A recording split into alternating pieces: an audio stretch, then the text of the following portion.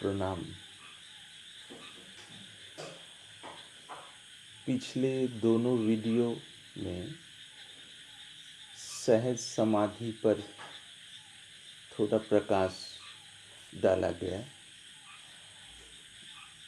महत्वपूर्ण बात यही है, साधना की दृष्टि से है ये बहुत उच्च कोटि की बात, सच में। पर जब किसी का मन तैयार हो या भीतर अधिकार हो, शास्त्र की दृष्टि से बोलते हैं अधिकारी, उत्तम, मध्यम, अधम, ये अधिकारी हो या जिसमें अधिकार हो, योग्यता, ये जो बात बताई गई, इन बातों को पचाने के लिए सामर्थ्य मौजूद हो किसी के दिल में, किसी की जिंदगी में, तब वो संकेत बहुत ही कारगर है उस मूल स्वरूप में विश्राम पाने के लिए। विश्राम पाने के लिए बहुत ही महत्वपूर्ण है। और इसीलिए ऋषियों ने प्रथम बोले हैं आचार। आचार मतलब सहज रूप से हम व्यवहार को ले, व्यवहार जो है, आचार पहले, विचार बाद में, ये महत्वपूर्ण बात है। भारतीय परंपरा में इस पर विशेष बल दिया गया। पहले हम समझ के किसी विषय को ग्रहण करेंगे या ग्रहण करके जब चलेंगे, चलते चलते हमारी भीतर ज्यों ज्यों योग्यता आएगी, बुद्धि में उस प्रकार की सूक्ष्मता और मन में शुद्धता आएगी, उस समय हम जहाँ से चलते हुए आ रहे उसकी महत्व समझ पाएंगे। बहुत महत्वपूर्ण बात है। इस पर काफ़ी तर्क होता है कि पहले आचार है या पहले विचार। आचार मतलब आचरण, विचार मतलब विश्लेषण। विचार मतलब विश्लेषण, समझना, समझने के लिए अपनी बुद्धि को कार्य में लगाना आदि। तो भारतीय परंपरा में पहले विचार नहीं, इस गलतफहमी में न रहे, पहले विचार कदापि नहीं। माता ने बोल दिए कि बेटा ऐसा कर, इस प्रकार से चल, तो बेटा चलने लगता है। चलते हुए कुछ दूर तक आगे बढ़े, कुछ समय व्यतीत हो, फिर समझने लगता है माता क्यों बोली थी। वैसे ही गुरुओं ने बताते थे, इस मार्ग पर चले तो निरापद है। ये मार्ग भी उधर ही पहुंचाता है, पर निरापद नहीं है सामान्यतया, यानी साधारण रूप से। अब निरापद है और निरापद नहीं है, ये दोनों बात बारीकी से समझने के लिए जिज्ञासु जो है, पथिक जो है, उसे तो चलना है ना। चलने के पीछे क्या आशय है? चलने के पीछे मूल तात्पर्य ये है कि हमारी मनदशा जिस प्रकार की रहती है, उस प्रकार के मनदशा लेके जब हम महाजन या आप्तवाक्य मानकर चलते हैं, क्रमशः चलने से चित्त शुद्धि होती है। और चित्त ज्यों ज्यों निर्मल हो, उस मात्रा में हम समझ पाते हैं महाजनों की वाक्य की वजन क्या है, महत्व क्या है, उसका तात्पर्य क्या है। जिस प्रकार के वाक्य या वचन आपात विरुद्ध प्रतीत हो रहे थे, यानी परस्पर एक दूसरे के विरोधी पक्ष में नहीं, विरोधी करके प्रतीत हो रहे थे, जिस स्तर से हम परस्पर विरोधी करके समझ रहे थे, उस स्तर पर रह के यदि 1000 विश्लेषण करे, अंदर की विरोधाभास जाने वाला नहीं है। तब उपाय ही है। आप तो वाक्य को आधार बनाओ। हमारे अंदर कुछ थोड़ा विश्वास है, बहुत ज़्यादा शंका है, संशय है, कोई बात नहीं, बस चल दूं। 1 वर्ष, 2 वर्ष, 3 वर्ष, 4 वर्ष, 5 वर्ष, 6 वर्ष दिलो जान से चले और महाजनों के बताए हुए जो प्रक्रिया है या नाम है या कोई संकेत है, उसको पूरी तरह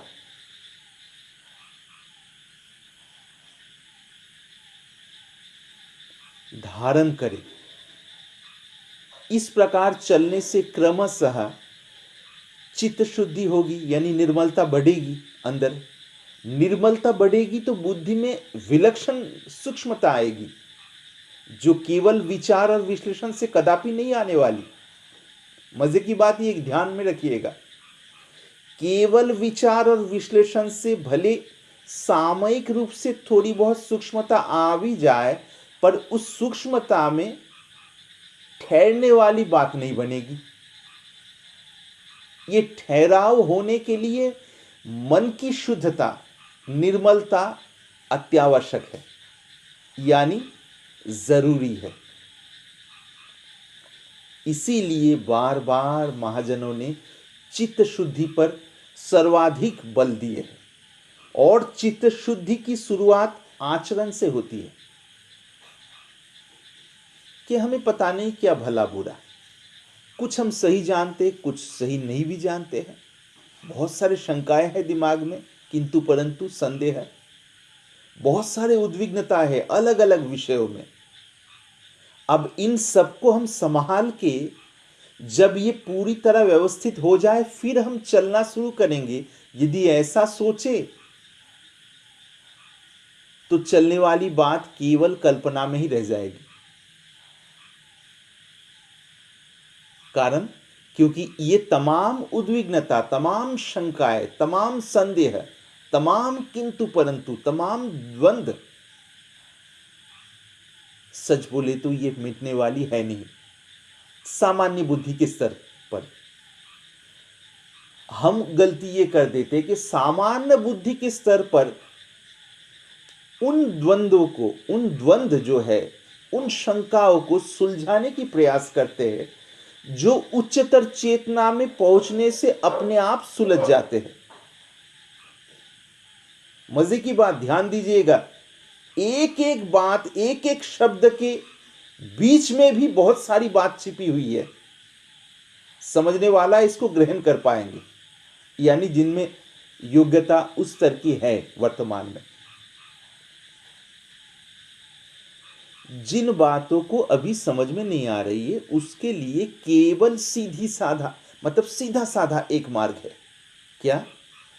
आप तो वाक्य को पकड़ूं मतलब उसको आधार बनाऊं और चल दूं। अरे भाई, दुनियादारी के विषय में हम 2 वर्ष, 4 वर्ष, 5 वर्ष, 6 वर्ष, 8 वर्ष, 10 वर्ष जागतिक विद्या अध्ययन करने के लिए जागतिक शिक्षकों के मार्गदर्शन के अनुसार चलते हैं, और अंदर ये धीरज रखते हैं, चलो क्रमशः अपनी प्रगति हो रही है, किसी एक समय हम अवश्य लक्ष्य तक पहुंच जाएंगे जागतिक दृष्टि से, जिसे हम लक्ष्य माने हैं। पर आध्यात्मिक ब्रह्म विद्या के विषय में इतनी धीरज की अभाव, यानी अधैर्य, क्या ये वाजिब बात है?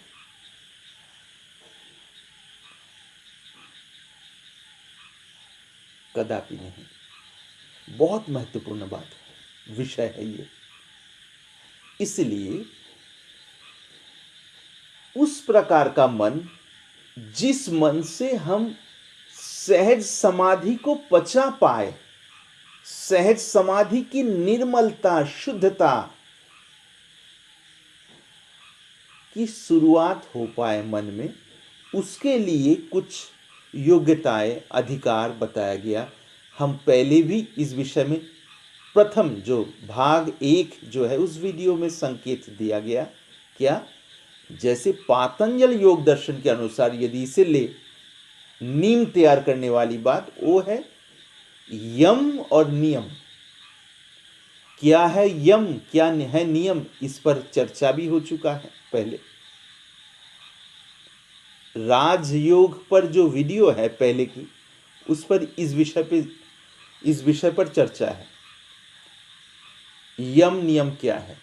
तो यम नियम का पालन यदि हम सच्चाई से करने का प्रयास करें और यम नियम का भी निष्कर्ष ले ले, यम में 5 और नियम में 5, इन पांचों का निष्कर्ष सरलता से समझे, वो है क्या?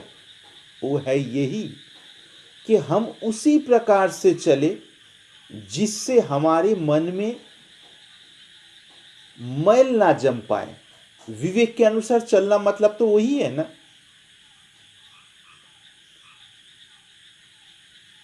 किसी व्यक्ति के साथ हम चालाकी पूर्वक कुछ व्यवहार कर रहे हैं, उनको रिझाने के लिए ज्यादा प्रशंसा कर रहे हैं, अंदर से विवेक के प्रकाश से हम जान रहे हैं, अंदर ही अंदर हम सच्चाई से प्रशंसा नहीं कर रहे हैं, हम बेतुकी की एक चापलूसी ही कर रहे हैं, यानी निराधार चापलूसी।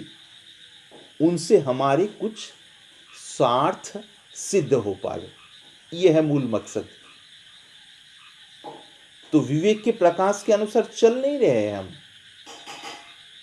विवेक तो बता दे रहा है, विवेक के प्रकाश हमें यह दर्शाता है कि हमारी बुद्धि चालाकी करके, चापलूसी करके सामने वाले को रिझाने का प्रयास कर रहा है, कुछ दुनियादारी के स्वार्थ को पूरी करने के लिए। फिर भी हम यही कर रहे हैं, विवेक के प्रकाश से यह समझने के बावजूद भी। तो होने वाला क्या है? मन में निर्मलता आने के बदले में निर्मलता कम हो जाएगी, मन का बल कम हो जाएगा। और निर्मलता और बल कम हो जाए तो मन में स्थिरता कैसे रहेगी? स्थिरता न रहे तो वो मन या वो बुद्धि किस प्रकार से कोई उच्चतर तत्व को धारण कर पाएगी? बारीकी से समझिएगा, ये बहुत महत्वपूर्ण बात है। इसीलिए व्यवहार सुधारने की बात। हाँ, हम चलते वक्त हजारों बार फिसल रहे हैं, गिर रहे हैं। हमारी जो सही और गलत के तराजू है उसमें हम खरे उतर नहीं पा रहे, ये बात साफ है। अगली बात बहुत महत्वपूर्ण है, ये समझने के बावजूद भी हमने क्या प्रयास छोड़ दी या प्रयास में लगे हुए हैं? बारीकी की बात है यहां पर। यदि कोई सवाल करे, प्रयास करने के बावजूद भी हजारों बार व्यर्थ हो रहे तो प्रयास करके लाभ क्या है? तो इसलिए हमने प्रयास छोड़ दी। तो इस बात से ये बात सामने आती है कि उस व्यक्ति के मन में ये जो लक्ष्य है, इस लक्ष्य से भी और कुछ है, तभी तो ये प्रयास छोड़ के और कुछ दुनियादारी के जो स्वार्थ है उसको ज्यादा महत्व दिया और उसको आश्रय किया। पर असली में जिज्ञासु प्रयास नहीं छोड़ेंगे कभी भी, मरते दम तक प्रयास नहीं छोड़ेंगे, क्योंकि प्रयास करते रहने से दिल की निर्मलता बरकरार रहती है। केवल यही नहीं, दिन ब दिन ये बढ़ती जाती है और मन का बल बढ़ता है। तो बल ही तो योग्यता ले आता है, अधिकार लाता है। अधिकार मतलब अंदर जिस प्रकार के गुणवत्ता होनी चाहिए वो अपने आप आने लगता है। इसलिए हजारों बार, असंख्य बार व्यर्थ हो जाए तो फिर भी जिज्ञासु प्रयास नहीं छोड़ते हैं। बहुत ही महत्वपूर्ण बात है। ये पुरानी थोती केवल रूखे सूखे ज्ञान बखान करने वाली बात है नहीं। कोई इस बात पर अमल करके इसके लिए जीवन दे दे, वो व्यक्ति समझेंगे साधना की भीतरी स्वाद असल में है क्या। जब तक ऐसा नहीं करेंगे तब तक इन बातों की निर्मलता के स्पर्श मन नहीं पाएगा। और निर्मलता के स्पर्श यदि ना पाए, केवल बुद्धि से विचार करके इन बातों की शुद्धता को स्पर्श नहीं किया जा सकता है किसी प्रकार से भी।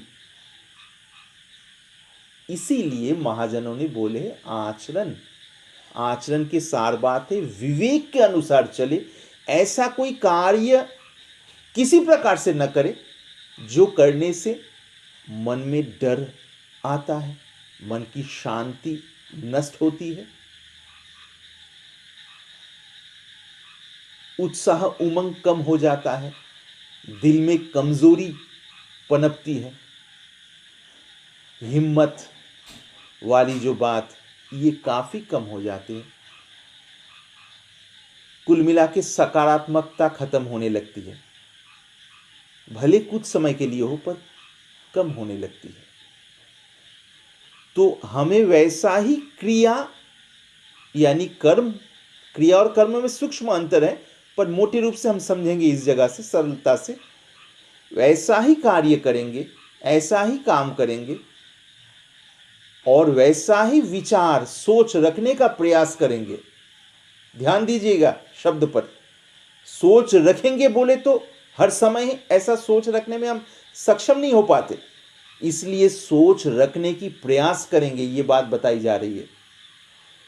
और प्रयास करने से, निरंतर प्रयास करने से निर्मलता बढ़ती जाती है, बल बढ़ता है। दिल में यदि निर्मलता और बल ही बढ़ जाए तो बाकी क्या रह जाए। तमाम प्रकार के गुण अपने आप धीरे धीरे धीरे धीरे आने लगते। इसलिए वैसा कोई कार्य न करे और ऐसी कोई सोच न रखे जानबूझकर जिससे मन की निर्मलता कम हो, जिससे मन की बल, सात्विक बल, सकारात्मक बल कम हो, उत्साह उमंग कम हो, तमाम प्रकार के सकारात्मक भाव घट जाए या घटने लगे। वैसा कार्य न करे, ना ऐसा सोचे। गलती से हो जाए तुरंत सुधार ले, एक बार हो गए वो दोबारा ना हो पाए उसलिए चौकन्ने हो जाए, यही साधक का कार्य है।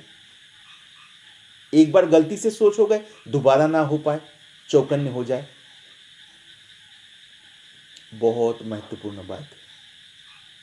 इस प्रकार से चलेंगे, यानी इसी को विवेक के अनुसार चलने वाली बात बोल रहे हैं, यानी चलना है विवेक के अनुसार, इसी को कह रहे हैं ये। और इसके साथ साथ शारीरिक यानी दैहिक और मानसिक रूप से यथासाध्य ब्रह्मचर्य का पालन, तभी तो शरीर में ओज, स्फूर्ति ये आएगी। वही ओज, वही स्फूर्ति ही तो चेतना को उच्च स्तर में ले जाती। सच बोले तो वही ओज, वही स्फूर्ति ही चेतना के ही एक रूप है।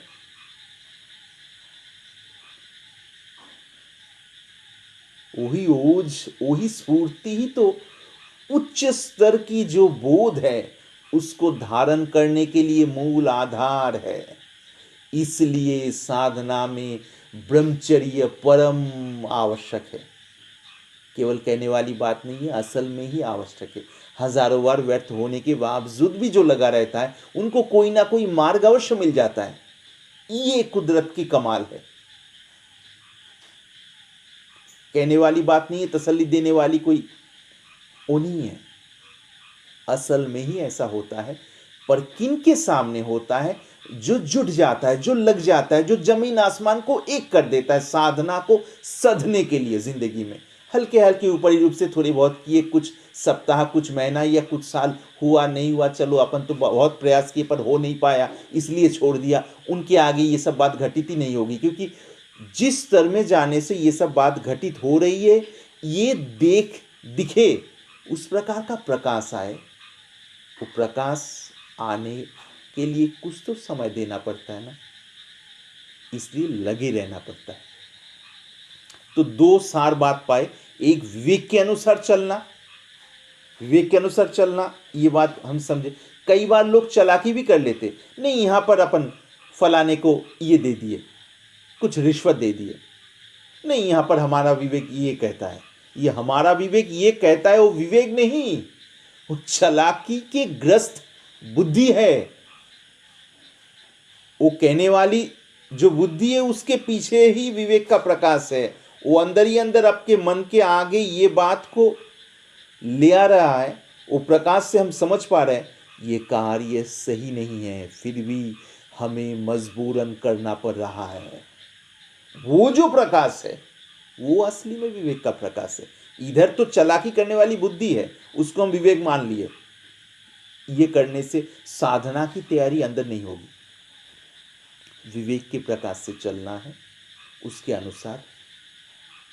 कभी चूक जाए तो फिर सुधार लेना है, बार बार चूक जाए तो फिर सुधार लेना है, फिर सुधार लेना ही अपने आप में एक साधना है। इसी से आंतरिक शुद्धि आती है, देखने को मिली, और भी तमाम गुणवत्ता आने लगती है यदि कोई लगातार लगे रहे तो इसमें। और शारीरिक और मानसिक रूप से सच्चाई से ब्रह्मचर्य जो है पालन करने का प्रयास करें। चलते चलते चलते चढ़ना उतरना, फिसलना, गिरना, ये करते करते करते करते एक समय पग जो है भगवान की इच्छा से या कुदरत की सहज नियम के अनुसार मजबूत होने लगता है, धीरे धीरे धीरे धीरे सधने लगता है। ये कोई अहम वाली बात नहीं है, सहज नियम ही यही है। पर कब होता है? जब लगे रहते हैं व्यक्ति, लगे रहते, छोड़ते नहीं है। वो ऑप्शन नहीं ढूंढता है कि अपन ये किए तो हुआ नहीं, चलो छोड़ देते। इसका मतलब उनके भीतर वो मूलभूत मांग ही नहीं है चलने के लिए। यदि मूलभूत मांग हो वो छोड़ेगा। व्यक्ति पानी में डूब रहा है, नहीं मैं थोड़ा सा प्रयास किया, फिर तैर नहीं पा रहा हूँ, डूब जा रहा हूँ, चलो डूबने को स्वीकार कर लेता हूँ, ऐसा थोड़ी करता है क्या व्यक्ति? जब तक जान है वो किसी ना किसी प्रकार से प्रयास करता है, हाथ पैर मारता है। हाथ पैर जब मार नहीं पाता यानी हिला नहीं पाता है, छटपटा नहीं छटपटाता है, उस समय भी दिल से भावना यदि मैं बच जाऊं, ये होती है अपने आप में। तो साधना तो उसी प्रकार की है, वैसी तरफ होनी चाहिए। वो तरफ ही तो उस परम में ठहराने के लिए मूल ईंधन है। फ्यूल बोलते हैं ना, फ्यूल, ईंधन जो जलाते हैं हम। गाड़ी के लिए ईंधन क्या है? पेट्रोल, डीजल, यही सब। भोजन बनाने के लिए जाए तो लकड़ी से बनाए तो लकड़ी उधर ईंधन है, लकड़ी में जो आग जलाते हैं। तो साधना की मूल ईंधन है वो तरफ। और तरफ केवल मुंह से बोलने से काम नहीं होगा, तरफ है ये माना नहीं जाएगा। वो कितने वर्ष, हजारों बार गिरने के बावजूद भी लगा हुआ है, ये मूल उसका प्रमाण है। अरे व्यर्थता मेरे नसीब में है, कोई बात नहीं। पूरी जिंदगी भर यदि व्यर्थ हो जाओ तो फिर भी मैं लगा रहूंगा, इसको नहीं छोड़ूंगा। इसका मतलब उनके अंदर साधक होने की बीज है। वो स्थूल चेतना से उच्च चेतना तक जाने के लिए काबिल है। ये सब लक्षण है। तो इस प्रकार के धीरे धीरे मनोदशा तैयार हो, विवेक के अनुसार चलना हो और ब्रह्मचर्य को साधना हो। ऐसी जगह से जब हम उस सहज समाधि वाली बात जो है बोले है, हर कोई कार्य में कैसे मस्त होके करे, ऐसा धीरे धीरे धीरे धीरे सध जाए और सध जाए। धीरे धीरे मन और आत्मा जैसे मानो एक सिधाई में आने लगते हैं। एक सिधाई में आए जैसे मानो एक पाइप में से आनंद की धारा बह रही है और दूसरे पाइप खाली है। बस ऊपर नीचे था, तो इसलिए एक पाइप से दूसरे पाइप में आ नहीं पा रही थी आनंद की धारा। बस दोनों को सिधाई में लाया गया, ढंग से सट गए, फिर एक पाइप से जैसे मानो दूसरे पाइप में सहजता से धारा आ रही है, यानी आत्मा के जो सहजानंद है फिर मन में अपने आप उभर के आएगा। ये भीतरी बात है सहज समाधि की। और सहज समाधि के विषय में भी यदि लोग अपने स्थूल चेतना में रह के तमाम प्रकार के विचार विश्लेषण करें और स्थूलता छोड़ने के लिए प्रयास न करें, केवल इन बातों को सीख के बातूनी महाराज बन जाए। बातूनी महाराज आप जानते हैं ना, आजकल बहुत उपलब्ध है, ज़्यादा प्रयास भी नहीं करनी पड़ती है, ना साधना ना कुछ शुद्धता पवित्रता, ना उस हिसाब से चलना है, चलो एकाएक ऑनलाइन आ गए दूसरे को कुछ समझाने के लिए, पर अपन स्वयं ही नहीं समझते हैं असली में, ज़्यादातर क्षेत्र में ही है। तो ये नहीं, असली में वैसे चले। तो सहज समाधि वाली बात एक दृष्टि से बहुत आसान है, किनके लिए? जिनका दिल असली में निर्मल है, अहंकार बहुत कम है, दूसरे के प्रति सहज एक श्रद्धा प्रीत, जिनके दिल की सहज स्थिति है, और परम तत्व पाने के लिए उस स्थिति से, उस निर्मल स्थिति से तीव्र ललक है, और उसके साथ साथ बुद्धि भी पहले से ही अंतर्मुखी है उनके लिए। पर इस प्रकार की योग्यता सामान्यतया लोगों में दिखती नहीं है, इसलिए साधना के क्रम के अनुसार चलने से, जैसे विवेक के अनुसार और ब्रह्मचर्य आदि के अनुसार चलने से धीरे धीरे ऐसी योग्यता बनने लगती है। तब मन में उस प्रकार की मन की चेतना उन्नत स्तर में जाती है, वो चेतना धीरे धीरे उस परम बोध को संभालने के लिए योग्य हो जाती है। जब पूर्णतया योग्य हो जाए तो उस परम बोध में ठहरा हो जाती है, या परम बोध उतर आता है, चाहे जैसे भी बोले, बात तो है वही।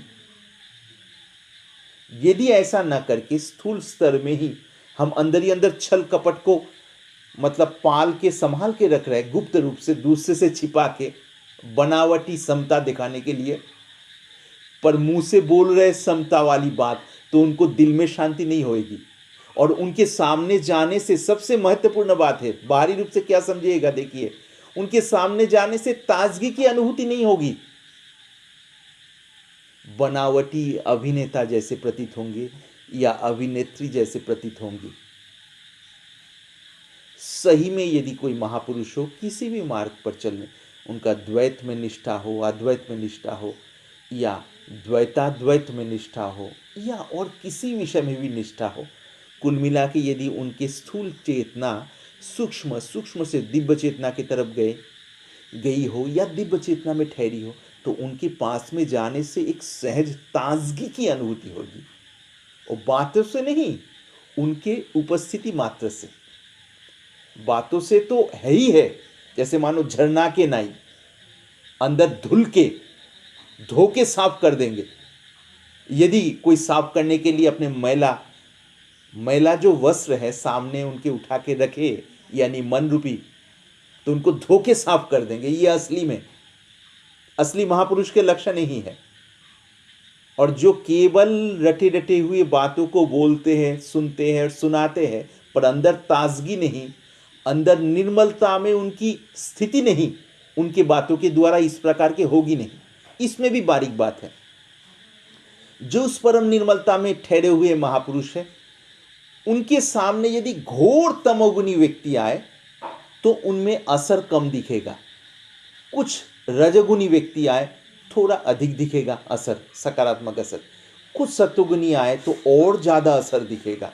जैसे सूर्य का प्रकाश, ये दृष्टांत है। सूर्य का प्रकाश तो एक है, वो कोयला के ऊपर पड़े, यानी कोयला के ऊपर सूर्य का प्रकाश आए तो उसके प्रतिफलन किस प्रकार होता है। सफेद कपड़े के ऊपर सूर्य प्रकाश आए तो उसके प्रतिफलन अलग प्रकार के। जल के ऊपर, स्वच्छ जल के ऊपर, धुंधले जल को ले लेते, धुंधले मैला, जो जल है उस पर आए तो अलग प्रकार की प्रतिफलन। 3 पाए, कोयला, सफेद कपड़ा, धुंधला पानी, जल मतलब धुंधला पानी में आए तो एक प्रकार की। अब स्वच्छ जल है या स्वच्छ पानी, उस पर सूर्य किरण या सूर्य का प्रकाश आए तो उसके प्रतिफलन तो कुछ अलग ही प्रकार के होंगे। और यदि दर्पण हो, स्वच्छ दर्पण, उस पर यदि सूर्य का प्रकाश आए तो चमचमाने वाली बात है। ठीक उसी प्रकार जिस महापुरुष के अंदर भक्ति या ज्ञान, चाहे कुछ भी निष्ठा हो, कुल मिला के उनके दिल बिल्कुल साफ, बिल्कुल निर्मल, रत्ती भर एक बिंदी काला, कोई डॉट नहीं, कोई बिंदु नहीं या बिंदी नहीं, असली में मूल स्थिति में तत्व अनुभूति होने के कारण या भगवत प्रेम की थोड़ी सी झलक होने के कारण, उनके पास में जाने से और कुछ हो या ना हो, सामान्य रूप से उनकी वृत्ति कभी कोई कार्य में लगे रहे तब उसमें थोड़ा अंतर दिख सकता है सामयिक रूप से, पर कार्य से जब ही उनके वृत्ति उठ के स्वरूप में आए, ऐसे तो स्वरूप में ही है, स्वरूप के ही विलास है, फिर भी ये कुछ बारीक बातें समझने वाले समझ जाएंगे, इस पर ज़्यादा प्रकाश डालने की आवश्यकता नहीं है। इस वीडियो में थोड़ी सी उनकी वृत्ति बाहरी रूप से छोड़ के, जिस आवश्यक कार्य वहीं से छोड़ के फिर उपरामता को प्राप्त किए, फिर जैसे मानो ताजगी की एक उद्गम है। यह है भीतरी बात। महापुरुष मतलब बातूनी, बहुत सारे किताब पढ़ने वाले, बहुत कुछ बताने वाले, बहुत धारणा ध्यान ये करने वाले, बहुत पूजा पाठ करने वाले, बहुत कीर्तन करने वाले, ये नहीं। ये तो मार्ग के अलग अलग प्रकार के अभ्यास है, अनुशीलन है, साधना है, अलग अलग किस्म के भजन है, सब ठीक है, पर सबका निष्कर्ष क्या है? दिल के मैल धुल गए, राग देश असली में धुल गए। अब शरीरधारी है, व्यवहारिकता के अनुसार चलने के लिए सामयिक रूप से यदि थोड़ी राग देश दिखे तो वो लोगों के कल्याण की हेतु है, यह व्यवहार की हेतु है।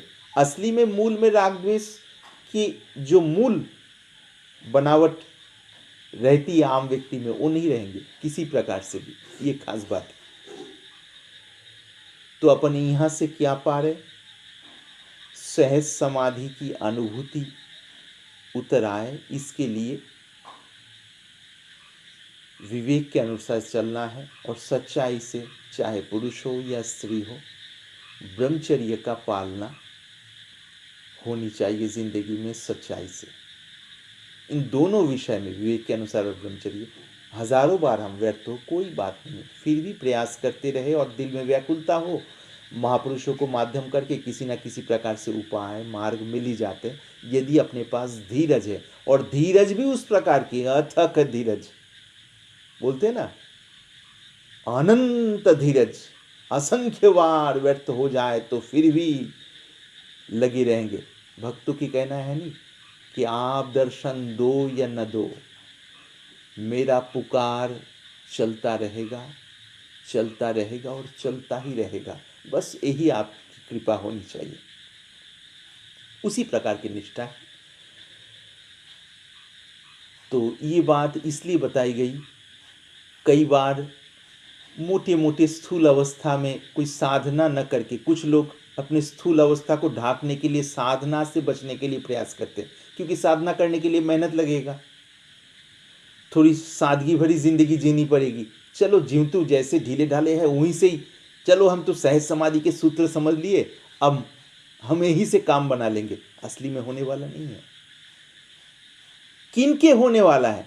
जिनके दिल पहले से शुद्ध है, जो मुंह से जो बोलते हैं दिल में भी वही स्थिति है। योग्यता क्या होनी चाहिए पहले बताई गई। यदि योग्यता नहीं है, ज़्यादातर जगह पे योग्यता नहीं होना ही सहज है, उनको इस क्रम से चलने से लाभ मिलता है, क्रमशः आगे बढ़ते हुए उस परम पद में ठहर जाते। यानी परम पद की अनुभूति उतर आती है। तो तीनों वीडियो अभी तक बन पाए, मुझे लगता है जो सही में ही जिज्ञासु है इन तीनों वीडियो से निष्कर्ष ग्रहण करेंगे और निष्कर्ष ग्रहण करके अपने को धोखा ना दे, दूसरे को भी धोखा देने का प्रयास ना करे, दिखावा करने वाले धार्मिक, आध्यात्मिक, ज्ञानी, योगी, भक्त बनने की प्रयास न करे, इसके सांग ना रचे, सीधी सादी बात सहजता से चले, तब व्यक्ति देर सवेर उस परम अनुभव में पहुंच ही जाएंगे। आंतरिक प्रणाम के साथ।